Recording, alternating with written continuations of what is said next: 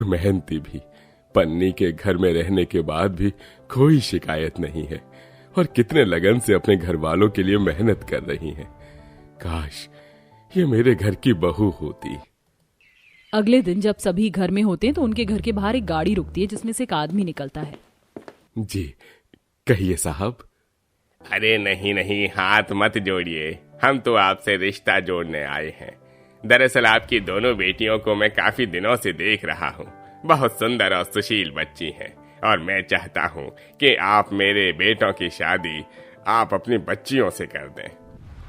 साहब क्यों मजाक कर रहे हैं गरीबों के साथ? कहाँ आपकी एसी वाली गाड़ी और कहाँ हमारा पन्नी का घर?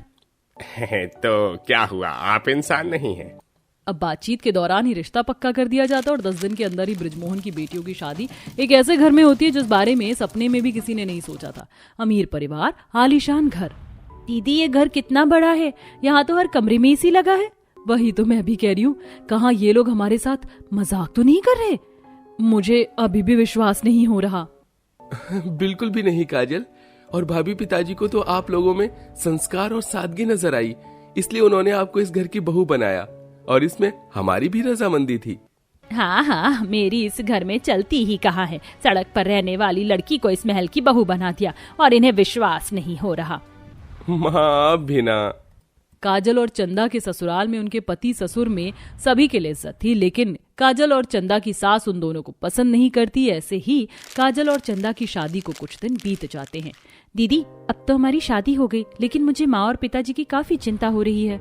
मुझे भी, और तू तो जानती है हमारा हमेशा से सपना रहा है कि हम अपने माँ और पिता के लिए एक सुंदर सा घर बनवाएं, एसी रूम वाला। काजल और चंदा को अपने बूढ़े माँ बाप की चिंता थी। समय के साथ काजल और चंदा के ससुर उन दोनों को अपनी कंपनियों में काम देते हैं ताकि वह भी उनके काम में हाथ बटाएं। आप दोनों हमारे काम को अच्छे से संभाल रहे हैं। उम्मीद है हम सब मिलकर जल्दी एक नई कंपनी बनाएंगे। ये सब तो आपका बड़प्पन है देवर जी, जो आप लोगों ने हमें इस लायक समझा। चंदा और काजल को अपने माँ और पिता की चिंता हो रही थी, लेकिन उनसे मिले उन्हें काफी समय हो गया था। और अब एक रोज पुनीत अपनी गाड़ी से शांति और बृजमोहन को घर लेकर आता है। ये घर तो नया है बेटा, कोई नजर नहीं आ रहा। समधी जी, समधन जी। हाँ हाँ बेटा, यहाँ तो कोई नहीं है। तभी वहाँ काजल और चंदा का आना होता है। यहाँ कोई इसलिए नहीं है क्योंकि ये घर हमारा नहीं आपका है माँ।